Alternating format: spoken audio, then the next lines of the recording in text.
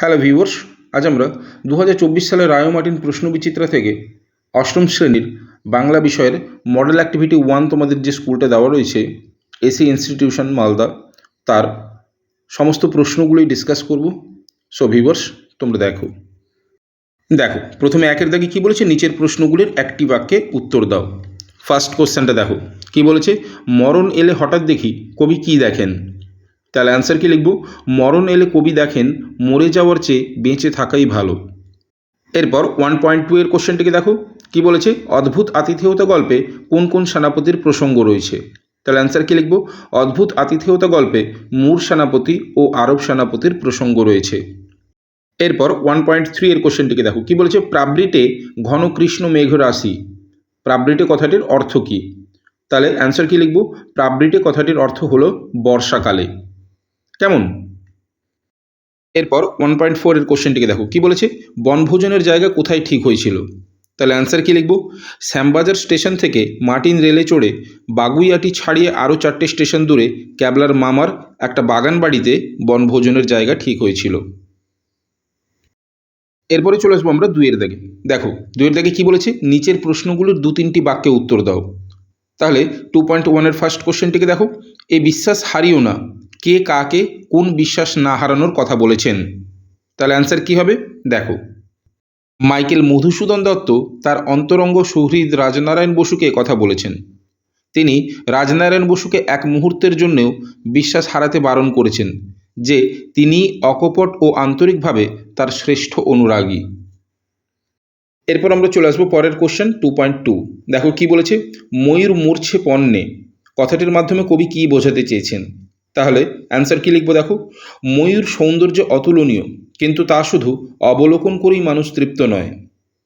ময়ূরের নখ থেকে পালক পর্যন্ত সব কিছুই মানুষের কাজে লাগে, অর্থাৎ ভোগবাদী দুনিয়ায় ময়ূরের মৃত্যু ঘটিয়ে তাকে পণ্যে পরিণত করেছে, তাই কবি আলোচ্য উদ্ধৃতিটি করেছেন। ওকে। এরপর আমরা চলে আসবো 3 এর দাগে। দেখো 3 এর দাগে কী বলেছে, নিচের প্রশ্নগুলির একটি বাক্যে উত্তর দাও।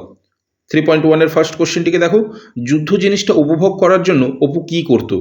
তাহলে অ্যান্সার কী লিখব, যুদ্ধ জিনিসটা উপভোগ করার জন্য অপু একটা বাখারি বা হালকা কোনো গাছের ডালকে অস্ত্ররূপে হাতে নিয়ে বাড়ির পেছনের বাঁশবাগানের পথে বা বাইরের উঠোনে ঘুরে ঘুরে বেড়াতো আর আপন মনে যুদ্ধ খেলতো।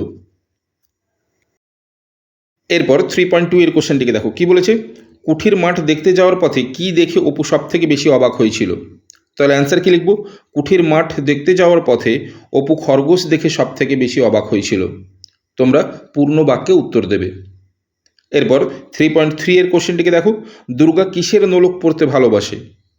তাহলে অ্যান্সার হবে, দুর্গা ওড়কলমি ফুলের নোলক পড়তে ভালোবাসে। আমরা চলে আসবো 4 এর দাগে। দেখো 4 এর দাগে কী বলেছে, নিচের প্রশ্নগুলির উত্তর দাও। 4.1 এর কোশ্চেনটিকে দেখো, অক্ষর কাকে বলে। তাহলে উত্তর কী লিখব, বাকযন্ত্রের স্বল্পতম প্রয়াসে কোনো শব্দের যতটুকু অংশ এক ঝোঁকে উচ্চারণ করা যায় তাকে অক্ষর বা দল বলে। যেমন বাতাস, এর দল বিশ্লেষণ করলে কি দাঁড়াবে, বা তাস। 2টি অক্ষর রয়েছে বা 2টি দল রয়েছে। ওকে। এরপর 4.2তে দেখো কি বলেছে, আজি থেকে যে আইজ হয়েছে এখানে ধ্বনি পরিবর্তনের কোন নিয়ম কাজ করেছে। তাহলে কি লিখব, আজি থেকে আইজ এখানে মধ্য স্বরাগম হয়েছে, অর্থাৎ বাক্যটির মধ্যে স্বরের আগমন ঘটেছে, তাই মধ্য স্বরাগম হয়েছে। ওকে। এরপর 4.3তে বলেছে, ভারতবর্ষ শব্দটির দল বিশ্লেষণ করো। ভারতবর্ষ দেখো ভা রত বর শো। কেমন।